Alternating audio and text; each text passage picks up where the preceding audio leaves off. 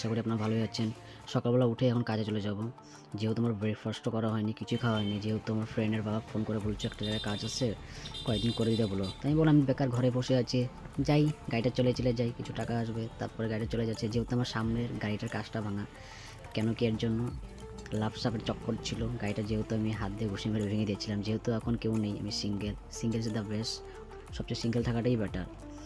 তারপরে যেহেতু এসব ছাড়ো, আমি যাচ্ছি, গাড়ি চলে যাচ্ছে, এক হাতে মোবাইল ধরে রেখেছি আর এক হাতে গাড়ি চলছে, যেহেতু সকালবেলা এত জাম থাকে না। তারপর কাজের এখানে এসেই দেখি কাপড় চেঞ্জ করছে, যেহেতু 9টাও পুরো বাজেনি। আমি ভাবলাম ভাই এত জলদি কাপড় চেঞ্জ করছে, স্বল্প ভাবলাম ঘুরে নিই, বসে নিই, যেহেতু চাই খেয়ে কয় না কাজ করতে হবে, মালিক এসে যাবে। তা বললাম চল চারদিকে ঘুরিয়ে দেখা আমাকে কোন জায়গায় কী করতে হবে। তারপর আমার ফ্রেন্ডটা আমাকে দেখাতে লাগলো এদিকে। তারপরে আমি দেখলাম যেহেতু আউটসাইডে কাজ হবে, 2তলা বিল্ডিং। তারপর নিচে দিয়ে আমি গেলাম, যাওয়ার পরে আপনাদেরকে দেখিয়ে দিচ্ছি আমি কোন জায়গায় কী হবে না হবে। 1 মিনিট মোবাইলটা ঘুরিয়ে দেখা দিচ্ছি। যত দূর অবধি বাঁশ বাঁধা আছে এত অবধি হবে, পুরো কালার হবে। যেহেতু এখানে রাজমিস্ত্রি কাম করে গিয়েছিলো, এগুলো আবার নতুন করে করতে হবে। তারপর আমার বন্ধু তাকে দেখছে, বলছে আমাকে এত দূর অবধি হবে। আমি সে পুরোটা হবে নাকি, বললো হ্যাঁ পুরোটা হবে। তারপর আমিও ড্রেস চেঞ্জ করে নিলাম, যেহেতু ড্রেস চেঞ্জ তো করতে হবেই, নতুন ড্রেস কিন্তু এই পেন্টারে কাজ করা যাবে না, জামা কাপড় সব খারাপ হয়ে যাবে। তারপরে আমি আবার রেডি হয়ে গেলাম লাঞ্চ করার জন্য, যেহেতু এখন ঘরে যাব, ঘরে যেয়ে লাঞ্চ করবো। আমার বন্ধুটাও রেডি হয়ে গেল, এখন যাব ঘরের দিকে, যাব লাঞ্চ করে এসে আবার আসছি। টাটা। এই তো বন্ধুরা ঘর পেয়ে গেলাম, এখন খাওয়া দাওয়া করবো, খাওয়া দাওয়া করে আবার যেতে হবে।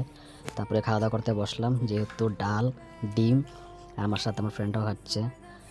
তারপরে আমি বললাম চল যাই, না হলে গালি দিবে, যেহেতু 2টোর সময় যেতে হয়, আমাদের 2:10 বেজে গেছে। তারপর এখান থেকে আবার চলে গেলাম।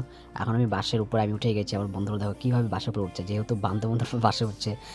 আমি ওকে বললাম ভালো মতন উঠ, তারপর বললো কি না এইভাবে উঠতে হয়। আমি ভাবলাম এইভাবে নাকি, তুই কি শিখিস নি নাকি? তারপর বলে এরকমভাবেই উঠতে হয়, দেখো কীভাবে উঠছে, এখান থেকে পড়লে রক্ষা আছে বাবা, কীভাবে কম করতে হয়, আমি এত কষ্ট করে কাম করি। যেহেতু উঠে গেলো, এখন আমাদেরকে তাকিয়ে আছে। আর আমি যেহেতু ঘুরতে এসে আমি ছাদের উপরে আসলাম, আপনাকে দেখাবো ছাদটা কত সুন্দর কি। তো আমি ভাবলাম যাই ছাদের উপরে যাই, যেহেতু খালি কাপড় কাপড় কাপড় আর কিছুই নেই। যেহেতু ছাদের উপরে আসতে হয়, কেন কি ছাদের উপরে বাঁশগুলো বাঁধা আছে, সেই জন্য সেটাও চেক করতে আসলাম বাঁধা আছে কি নেই। একবার যদি খুলে যায় তাহলে কীরকম। তারপরে আমরা ওই গাছ থেকে আমরা ডাব পেরেও খেয়েছি, লুকিয়ে ডাব পেরে 2টা পেরে নিয়েছিলাম, পেরে খেয়ে নিয়েছি আমরা। নেক্সট ব্লগে আবার দেখা হবে, টাটা।